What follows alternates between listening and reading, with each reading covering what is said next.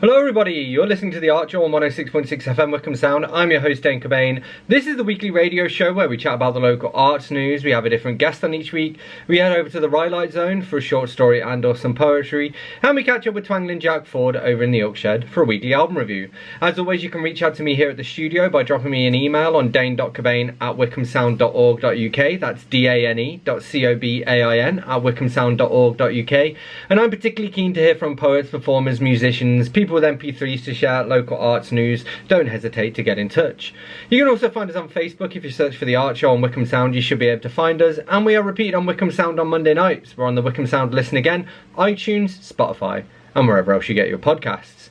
So this week we have a highlights show, but before we get to the highlights, we're going to head over to the Rhylight Zone for the latest instalment of The Possession of Daphne Mercy by myself, Dane Cobain, from my short story collection, Snowbound. Unlike Daphne, I knew some of the history of my parents' house. It had once been part of a hospital, one which had existed on the same grounds for several centuries. My father had done some research into it when I was a child, and he swore that he'd seen the ghost of a hospital porter and heard the screams of patients being operated on without anaesthesia. I'd never believed him, but my mother still told him to stop scaring me with his stories. His stories had never scared me though, but Daphne did. I knew right then that I wasn't going to spend another night under my parents' roof. I'd go and stay with Erdem if I had to, though tradition dictated that we should wait until after the wedding. "Is it me?" I asked, "or is there a chill in here?" "I can feel it too," Moo just said. "Let's go and sit in the garden. We might as well enjoy the sunshine." My parents had a table and some chairs outside, and the boughs of a huge magnolia tree hung out over the garden walls, casting one corner of the yard into shade. Daphne followed the two of us outside, though she looked uncomfortable in the sunlight, and took a seat between us. She seemed a little more responsive and even asked for more tea. Then she dropped another bombshell. "The air out here reeks of aggression," she said. "There's been an argument, hasn't there?" "I don't know, Daphne," I said, though I did. "You tell me." "It happened yesterday," Daphne said, her voice dreamlike and her eyes closed to the glare of the sun. I shivered in spite of the heat of the day. "Your mother had words with a neighbour and now the two of them aren't speaking." "Do you know what the argument was about?" Daphne looked me dead in the eyes and cackled, her laughter sounding like the death rattle of a nonagenarian who'd smoked 60 cigarettes for as many years and finally succumbed to lung cancer. Then she rolled her eyes back into her skull again, looking at me with just the whites. "You're testing me," Daphne said. "I'm not a fool, Zaina, but I expected nothing more from you, and I'll play your game." She turned her head towards her left shoulder and whispered something to the air, then paused as though waiting for a response. I listened too, and so did Muja, but if Daphne was hearing anything, it was outside the scope of what our ears could hear. "I see," Daphne said, though her eyes were still blind. She pointed to the house to our right. "It was the people who live there. Your mother argued with them about the noise that their dog has been making, and your father threatened to poison it." I could feel the colour draining from my face. "How do you know these things?" I asked, my voice little more than a whisper. "I have companions," she replied. "The children of Iblis are with me. Dasim tells me the goings-on between closed doors, the problems between mothers and daughters and the arguments that tear families apart. Awar tells me of sex and sensuality, adultery and fornication. Misu is the bringer of news, most of which is false. He tells me the stories behind the stories and shows me what the newspapers and television channels aren't telling us. Thabar is a friend of disaster and destruction, and he tells me of death, disease and despair. And Zalampur spreads division, exposing lies and hypocrisy. It's he who caused your parents to argue with your neighbour." I was silent for a moment as I tried to process what Daphne was telling me, but Muja was quick to break the silence. "It must be exhausting," Muja said. "How can you live like that?" "They bothered me, to begin with," Daphne admitted. "But it's amazing what a person can get used to. Now I can't imagine my life being any different, and besides, I have this." She threw her head back, tossing her hair over her shoulder, and then reached down to a talisman that she was wearing around her neck. It was made out of gold and was shaped into a simple oblong with a line of Arabic text from the Quran engraved into it. "Some would call this a sin," Daphne said, "but I believe it will protect me, and that it's Allah's will for me to wear it. I've made peace with the children of Iblis, and they've made peace with me. Now they're always with me, the children and I living in symbiosis." "Like parasites with the host," Muja muttered. I wasn't sure if Daphne heard her. "Can you see them?" I asked. Daphne shook her head. "At the moment I can only hear them," she replied, "but they've promised to become visible when I prove myself and they fully trust me." "And what will that take?" Daphne didn't reply. Her and Muja took their leave around 10 minutes later, just as I was about to make more tea. I never saw either of them again. Postscript, back on the tour bus. That's it? Sigvardsson asked, his mouth hanging open as Zeynep held out the microphone for him to take it. That's it, Zeynep replied. Attends, Albert Leclerc called out, half rising from his seat as he did so. You can't just leave the story there. How does it end? Not all stories have an ending, Zeynep said, handing off the mic and raising her voice slightly so that it carried to the back of the coach. Not in real life. But you must know what happened next, Leclerc insisted. Zeynep sighed. She took a moment to compose herself, and it looked as though formulating her response was costing her more than just the mental effort. Erdem and I did get a letter from Muja a couple of years ago, she admitted. She hadn't seen Daphne for a while either, but she's still in touch with the family. The last she'd heard, Daphne had lost a ton of weight and looked like she was wasting away. She'd also fallen in love with a Catholic and the two of them got married, although when we got the letter, they were yet to have children. I hope they don't. Why not? Zeynep opened her mouth to speak, but no words came out. She tried again, but still nothing. Her husband had to climb out of his seat and go to her rescue. We're afraid that if they do, the possession will become a curse and be passed down to the next generation, Erdem said, and if her husband tries to find an exorcist, it could kill her. Silence descended upon the coach as the passengers thought about the story they'd heard and the conclusion that Erdem had shared with them. Then Sigvardsson clapped his hands together, shocking the passengers into a dithyrambic round of applause. That was fantastic, Mrs. Bosker, Sigvardsson said. Thank you for sharing your story with us. These tales are getting better and better. So who's next? That was the latest instalment of The Possession of Daphne Degamersi by myself, Dane Cobain. You're listening to The Archer on 106.6 FM Wickham Sound, and this is Frank Birtwistle with Reflection.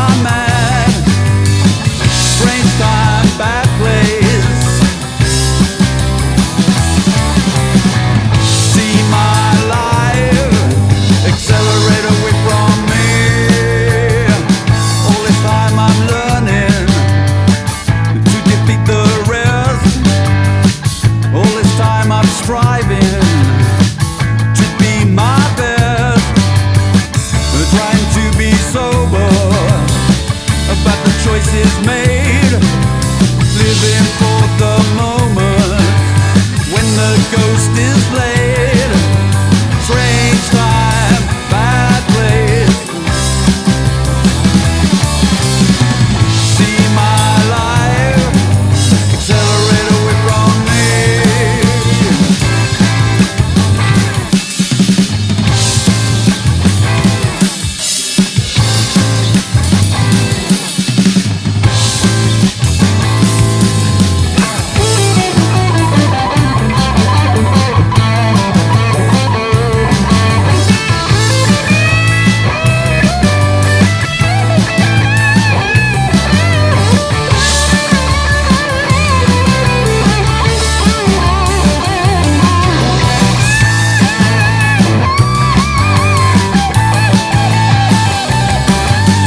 Strange time, bad place.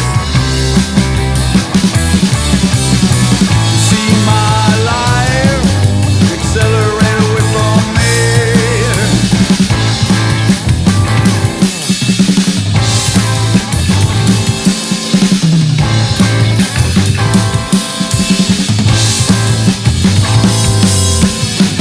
The last one out, we hope to be. Pandora's lost emotion is set free. What's the meaning? Where's the task? Not plain to see. The face of evil hanging from a tree. Strange time, bad place. See my life accelerate away from me.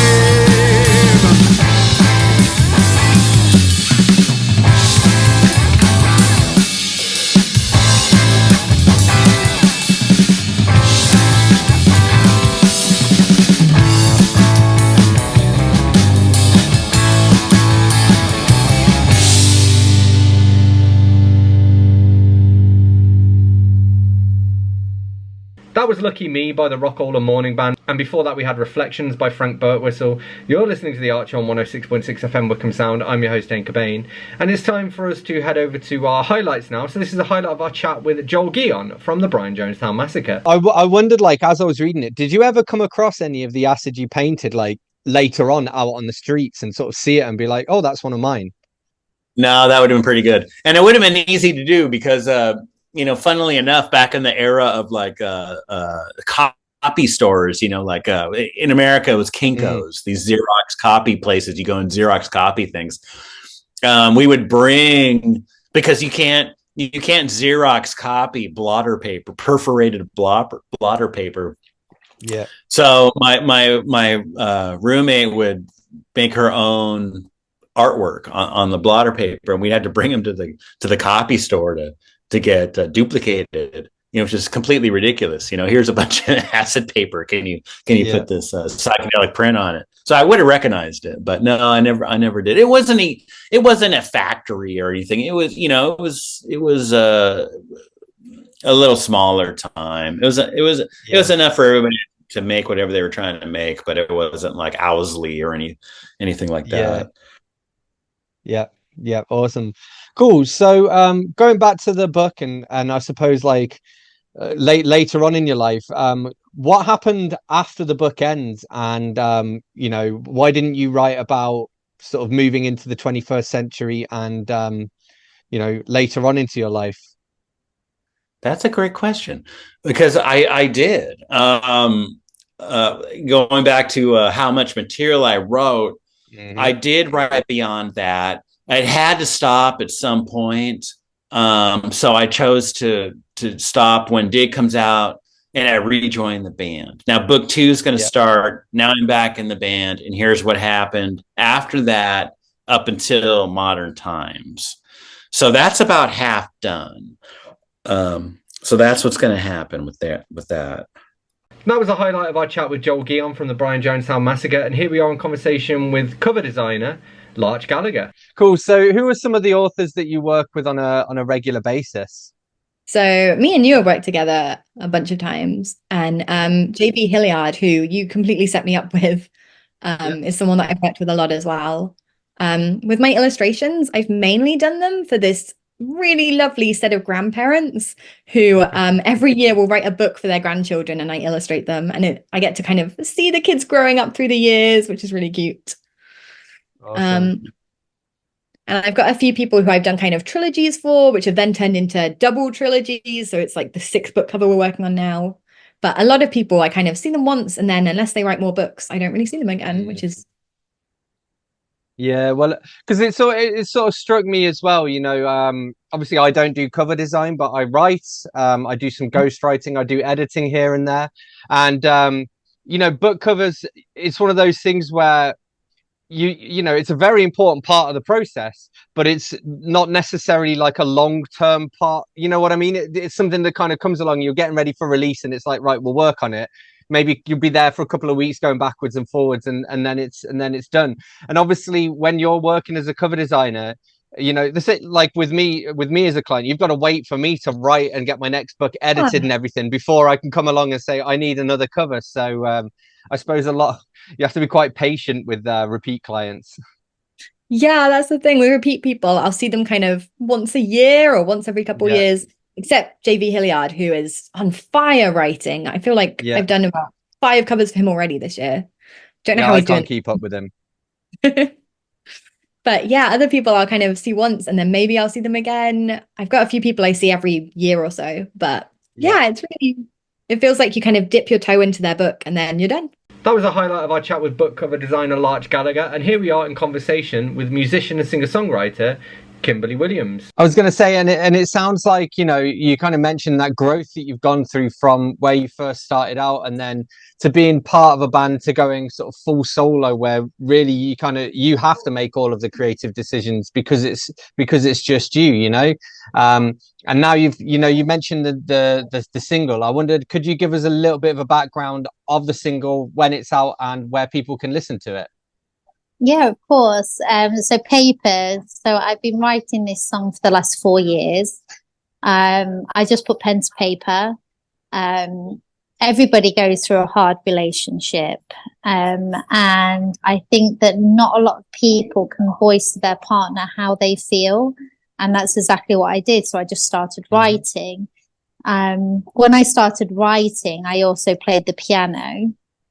And then a verse came, and then I did another verse. The chorus didn't come to me straight away. It was something that came over a 3-year period, actually, and a 3-year period of pain. And every lyric and every word to the song that I've created, I honestly believe that the world around us will appreciate those words, and there'll be somebody out there that will resonate so deeply to what I am saying, not because of my story, but because of theirs. My story is my story for Papers, and Papers will mean something to me, but it might mean something differently to somebody else. And what I would like to do is, when somebody hears my song, is to feel their own story and appreciate the beat and appreciate the journey to the ending of the song. And it's about empowerment to men and women. This song isn't just about a woman to a man. It's about a man to a woman. It's about heartbreak, and it's about surviving, and it's about a new journey and a new chapter. And it's almost that no matter what happens in life, you're going to be okay. And that's so Papers. And when I say a blank page, that's because in life, we always can have a blank page wherever we want to start it. If everything goes completely wrong, we can pull out a piece of paper in our hearts and our soul and start on a blank page. And whatever we want to write, therefore, will be our journey. And if you want to keep the pages in your book, you keep them. If you want to throw them away, then you throw them away. So Papers is about life, and it's about relationships, and it's about new beginnings. That was a highlight of our chat with singer-songwriter Kimberly Williams, and here we are in conversation with another singer-songwriter, Nick Byrne. And so, how do you record your music? You mentioned you got that single out back in the day, an EP. I mean, have you released stuff since then as well? Yeah, so I went through a point where I just really wanted to play live a lot and kind of hone that, really get, there was a point where I really felt that I hadn't really done too much that I was proud of, probably before about 2016, but also before I released some music in 2020. So kind of like uh wanted to release a recording that I was really proud of. And for me, production isn't something that I hugely enjoy. I like experimenting and making demos at home, but to release something, I want it to like sound really amazing, pro level. So I found a guy that I really like working with called Jake Robbins, and he's just down the road in Beaconsfield actually. So yeah, recorded a couple of songs with him that I released, one during COVID and one I think later that year, about 2020. So due back in the studio. They're all on Spotify and all the other stream platforms. One called Houses and then one called Summer Rain. And yeah, it was really not, again, as a solo artist, it's one of the things that I've really enjoyed working with the band, but in the same way, producer, just having someone outside of you as that main songwriter, and kind of I guess coming up with the ideas. It just at times it's just to say, yeah, you're right. Just someone to back you up and go, no, that's a really good idea. That will make sense, especially not working with like someone external like that for so long. That I really enjoyed working with him. I've worked with producers in the past before, and yeah, I kind of enjoyed that element, but it felt much more of a kind of a collaboration in studio with Jake. So yeah, we're looking at booking some time in studio as well soon. So hopefully there'll be some more music out too, maybe this year or next. That was a highlight of our chat with singer-songwriter Nick Byrne. You're listening to The Archer on 106.6 FM Wickham Sound. I'm your host, Dane Cobain, and this is Humans Can't Reboot with Mr. Grey.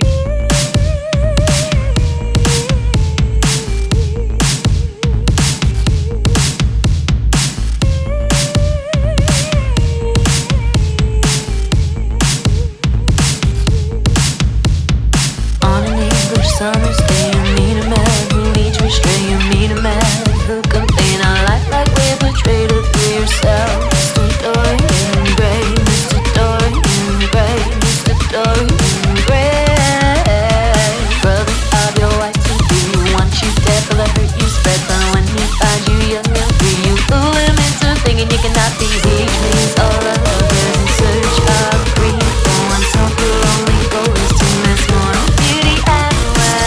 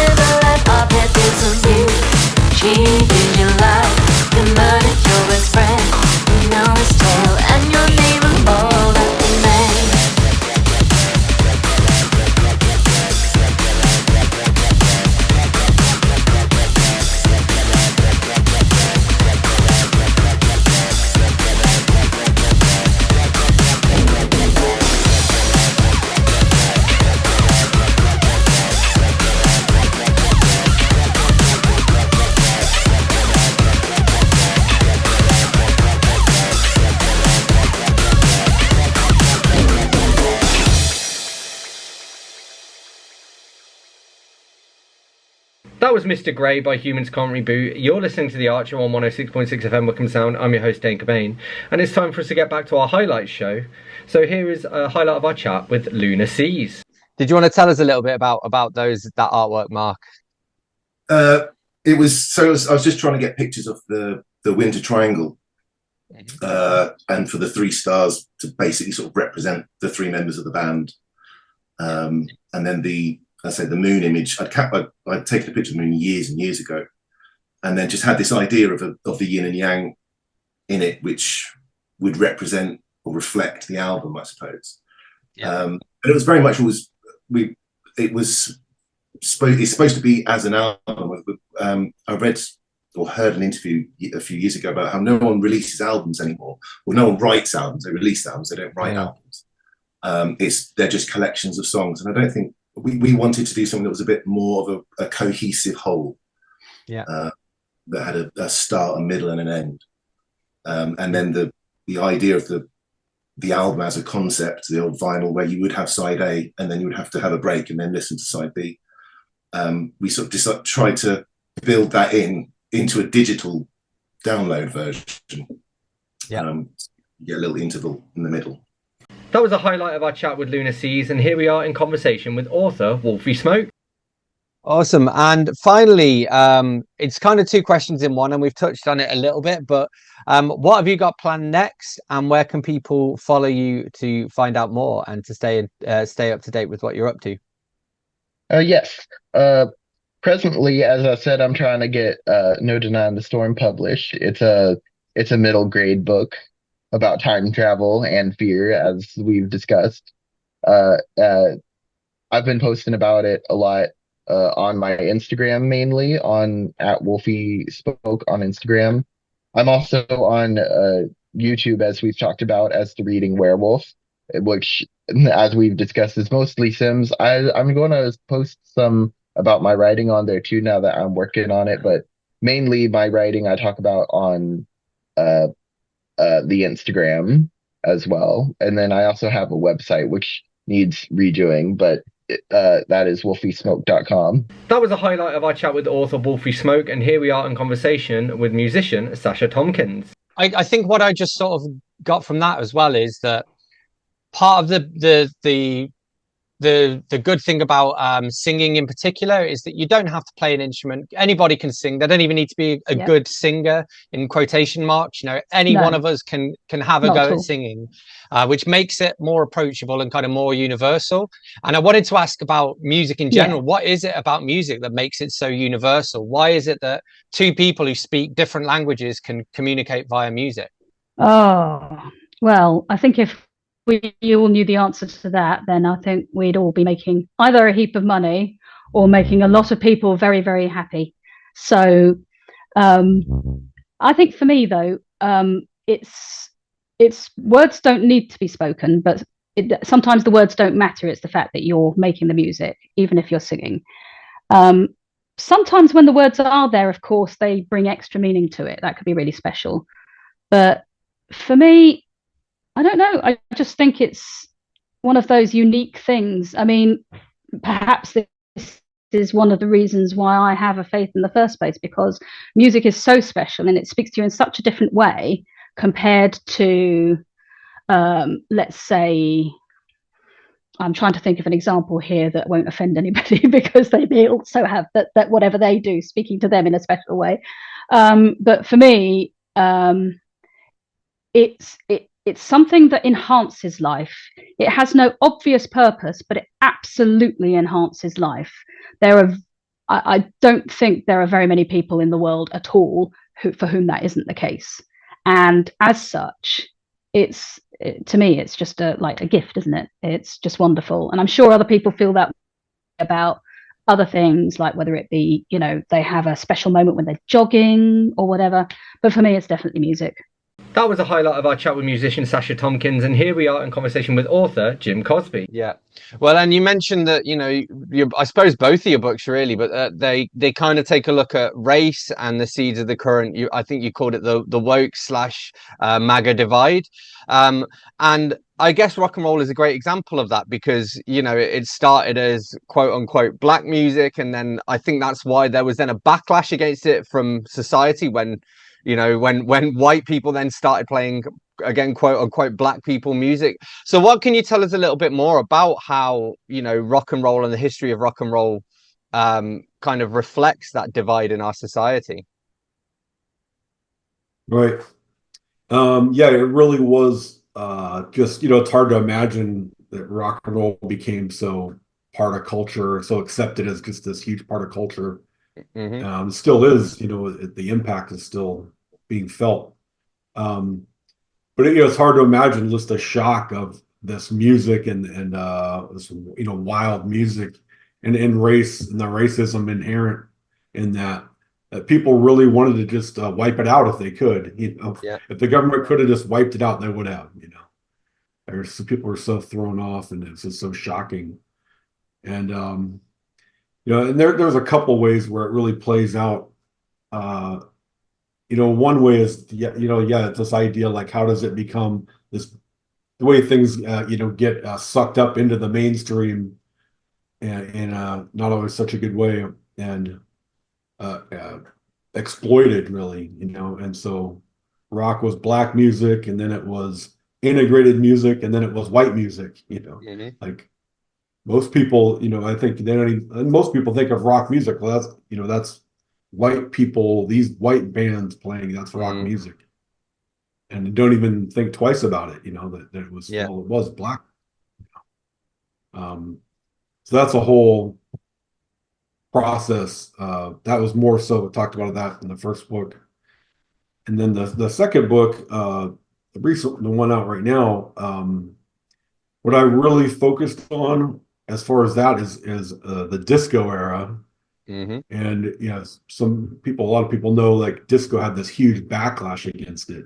Like, basically the suburban white rockers, at least in the US, hated disco. And it was sort of funny. A lot of people didn't like disco, and so there's this huge backlash against it.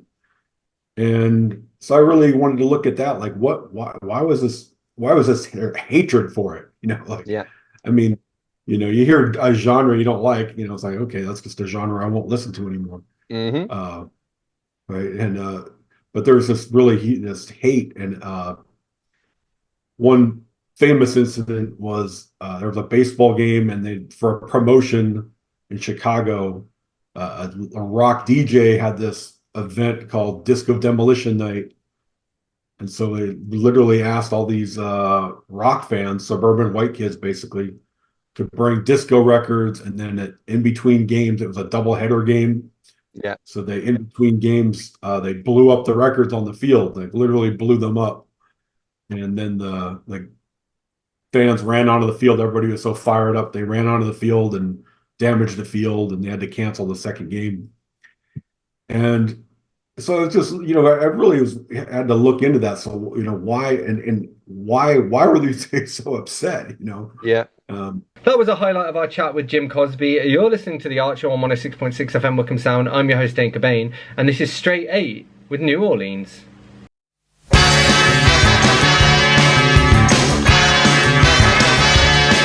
Come on, everybody, take a trip with me, yeah. Down to Mississippi, down to New Orleans. Honeysuckle growing from the honeysuckle vine now. Good love just oozing there all the time. Every southern band is a Mississippi queen. Down to Mississippi, down to New Orleans. Yeah.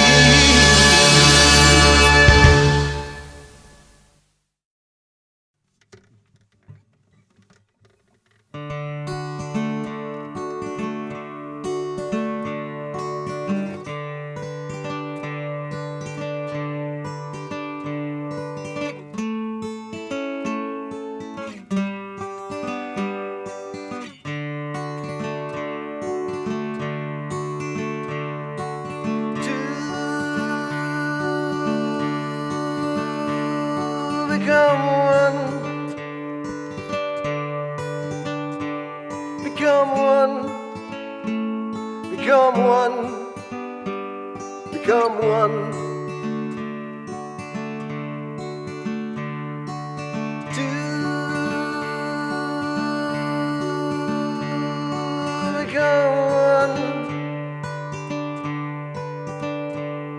That's me, and that's you.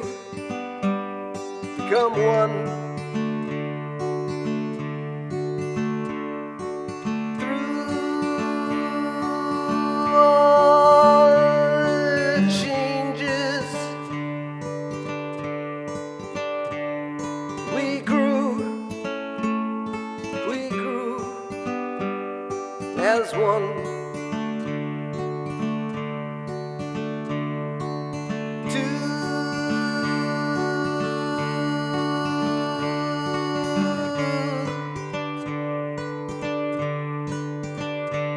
Become one, become one, become one.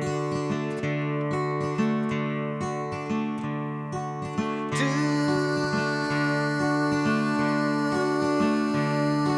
become one.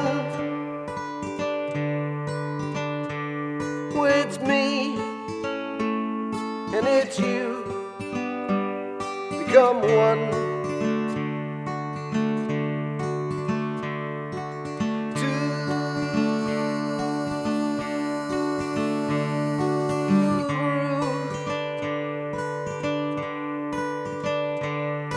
As one,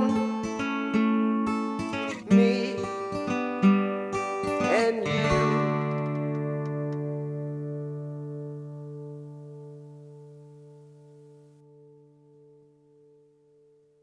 That was Ms. Monagle and I by Hogarth's Wolf, and before that we had New Orleans by Straight 8. You're listening to The Archer on 106.6 FM Wickham Sound. I'm your host, Dane Cobain, and it's time for us to head over to the Oak Shed now to catch up with Twangling Jack Ford for this week's album review.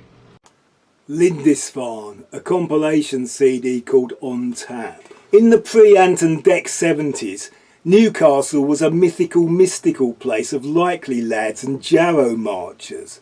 They ate stotty cake, and when the boat came in, they would have a fishy on a little dishy. In those pre-Ant and Dec days, their accent was strange and often unintelligible. Babies were bairns. They called out "Away, bonny lass," and said "Why aye" when they agreed with you.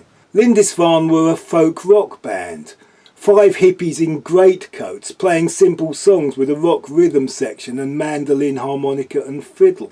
Like a Viking Fairport convention, they were ambassadors from a strange land. They were named after a holy island just off the coast of Northumbria.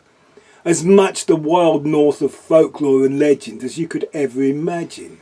They had a hit single with a song that was neither their best nor an obvious choice, as it was quite clearly about buying drugs. But it gave them a brief period of high profile, appearances on TV and interviews in the music press. One of them played mandolin on Rod Stewart's Maggie May. The single was called Meet Me on the Corner and came from their second album, which also became very popular. The album was called Fog on the Tyne, and the title song became a Geordie anthem. It was a very simple song that sounded traditional. It would not have been out of place played next to Blade and Races. Us would-be naughty schoolboys sang it in the playground because it had a verse about urination. It was one of the first songs I learnt on the guitar, and the violin solo was one of the first solos I ever played on a guitar. But it was never a song that belonged to me. Now I would almost say it felt like cultural appropriation. However hard I sang it, the Fog on the Tyne would never be mine. The success of the single and the second album led to more interest being shown in their first album. An album called Nicely Out of Tune, a perfect title for music with rough edges that add to its substance. That album produced another hit, the absolutely brilliant Lady Eleanor, a haunting masterpiece of surreal imagery with an irresistible chorus. There was also the hymn-like Clear White Light, with layers of spine-tingling harmony. The The two albums had a number of other great songs, all written by the songwriter Alan Hull. A third album came and went, but they were fading away like their namesake island disappearing into the North Sea mists. After a change of lineup, there was another hit, another timeless anthem, Run for Home. This compilation annoyingly mixes up tracks from their different eras. So next to the early nicely out of tune songs with the charming harmonies, a bit like an English music from Big Pink by the band, you get highly produced non-folky pop rock. And then, like all such compilations, it gets electronic and dancey and awful. But it could have been worse. They could have ended it with the 1990 World Cup version of Fog on the Tyne featuring Gaza. But they had the good taste to end it with the clear white light that's going to guide us on our way. Lindisfarne, on tap. Big thank you to Twangling Jack Ford for this week's album review. Thank you to everyone whose highlights I've shared, everyone whose music I've shared. As always, you can reach out to me here at the studio by dropping me an email on dane.cobain@wickhamsound.org.uk. That's dane.cobain@wickhamsound.org.uk. And I'm particularly keen to hear from poets, performers, musicians, people with MP3s to share, local arts news. Don't hesitate to get in touch. You can also find us on Facebook. If you search for The Art Show on Wickham Sound, you should be able to find us. And we are repeated on Wickham Sound on Monday nights. We're on the Wickham Sound Listen again, iTunes, Spotify, and wherever else you get your podcasts. So I'm going to leave you with one last song, and this is Thomas Heppel with Be My Home. I'll catch you next week.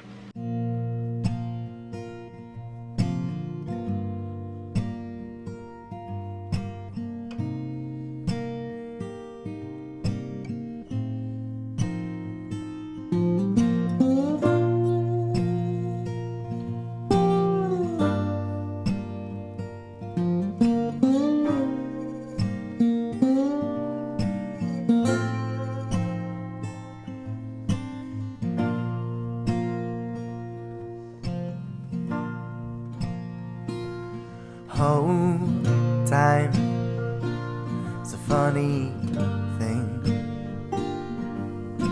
can heal the deepest wounds, create the most painful things. And since, girl, you came along, you're the greatest gift to fall in my arms. And I don't deserve the heart you give. Now the beauty of your soul, I'm just so in love with. And I hope you can see beyond my troubled times. 'Cause I'm a man who's broken, being fixed one piece at a time. Oh, so be with me while my world falls apart. You're the only thing I need when the light has returned. Be there by my side, and please, oh, be my home.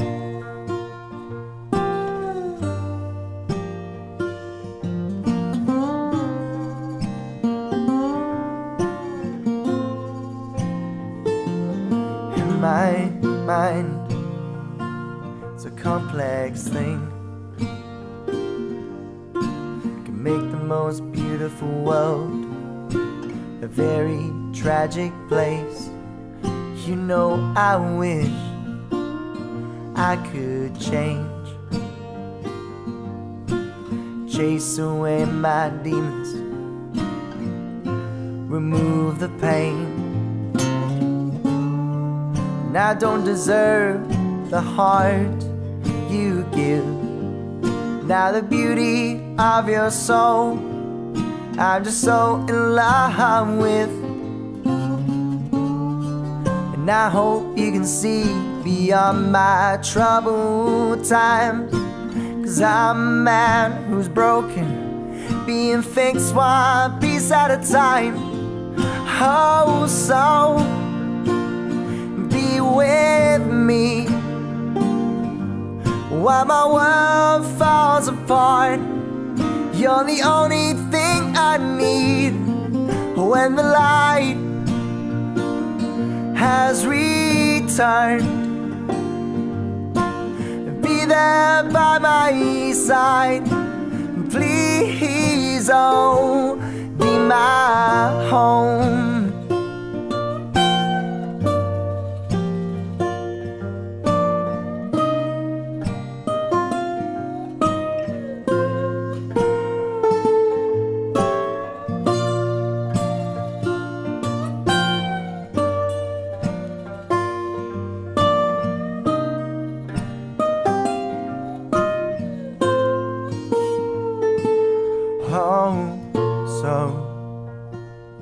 Be with me while my world falls apart. You're the only thing I need. And when the light has returned, be there by my side and be my home. Tom's Apple Productions.